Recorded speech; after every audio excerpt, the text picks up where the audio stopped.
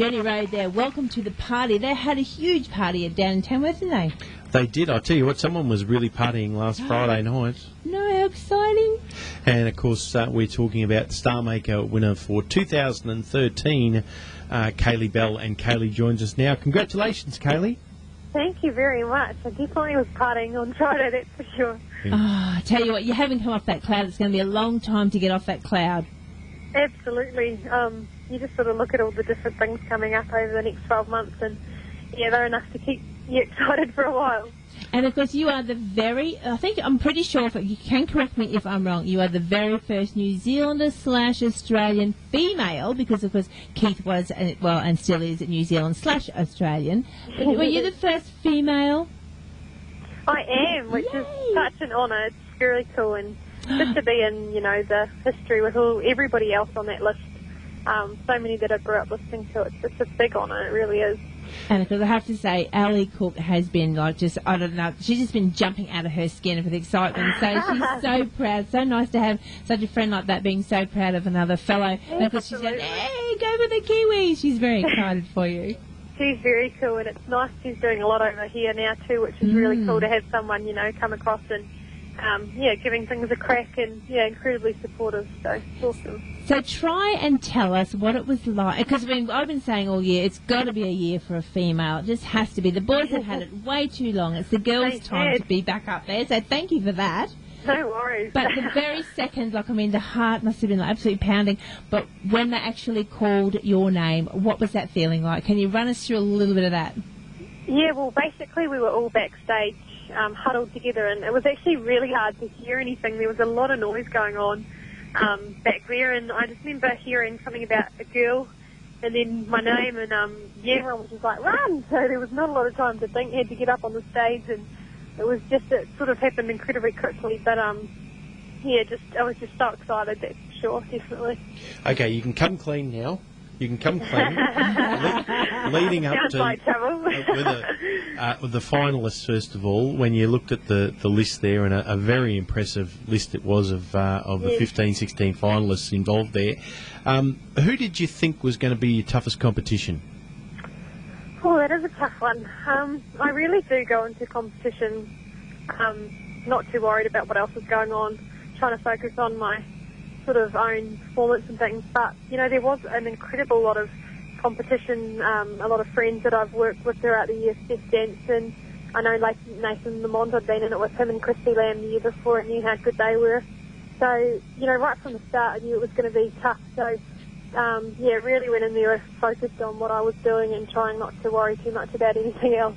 Well done. There you go, Big D. You've been doing told. We've been working on ourselves. Of course, focusing on yourself, but at the end of the day, you know that there's some really tough competition. Right. We were, right from the start, we looked at it, and in all honesty, playback the tapes, we said it's going to come down Christy Lamb and Kaylee Bell. Just what's happened over the last couple of years, watching you guys progress, we really thought, and that it really did deserve to go to a female this year, not just because there hasn't been a female winner, just from the depth and the quality that the female singers have produced over the last 12, 18 months. It's been tremendous.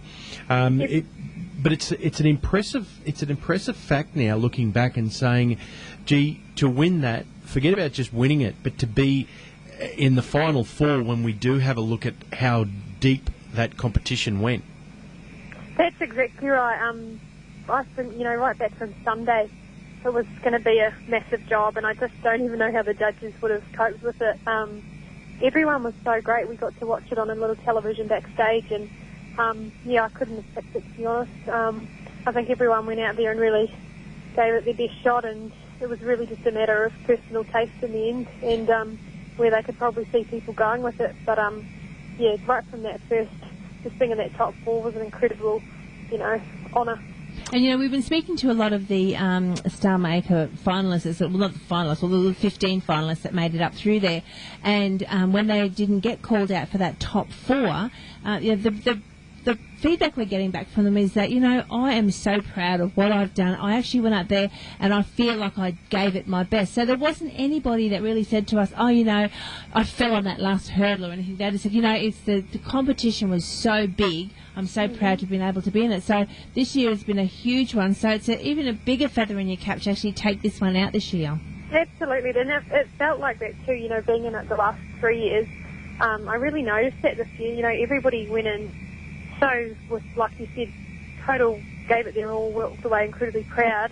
And I think we all did, and that was what's so great about it. We all knew no matter who got through, they deserved to be there. And I think it's awesome what I've learned from Starmaker the last 2 years is that you run into them, throughout the tracks, and there's a chance to do a lot of songwriting together and play at festivals and gig, and so it's sort of not the end of it, which is really nice. You sort of keep that contact going, which is one of the best things about Starmaker. Because you've got the next 12 months absolutely booked out now, being the being Starmaker, so you're not going to have much time to really breathe this first 12 months. So we want to look forward after these 12 months. What can you see Kaylee Bell doing in another 12 months' time?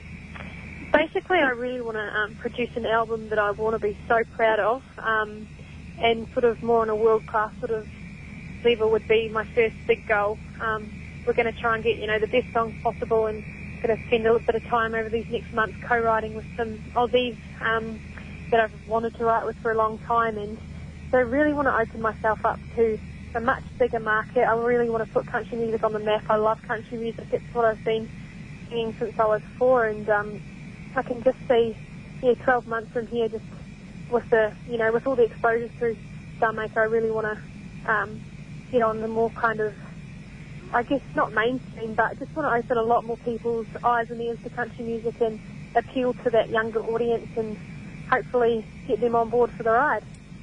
Speaking of ride, how's the car? Oh, the car. It's beautiful. I could live in that thing. It's got everything you'd ever need. You are going to be living in it for the next 12 months. Yeah, so it's probably a good thing. But they actually upgrade it in another month's time, so very, very spoiled. It's a brand new model. Did you get Bob's car, did you? No, I got a 2012 model, so it's still new, but they really want me to have the brand new one, so I'm not going to argue. No. And, well, come on, let's give Toyota a little plug. What car is it that you've got? Oh, I was going to say something wrong. Yeah, no, it's a Toyota RAV4. It's beautiful. Nice. Yeah, very, very spoiled. We've over the last couple of years catching up with people like Liam Brew, Luke Austin, Luke Dickens, and Bob Corbett, and they all say get used to it. It's got to be a good car because you do a lot of driving. Yes.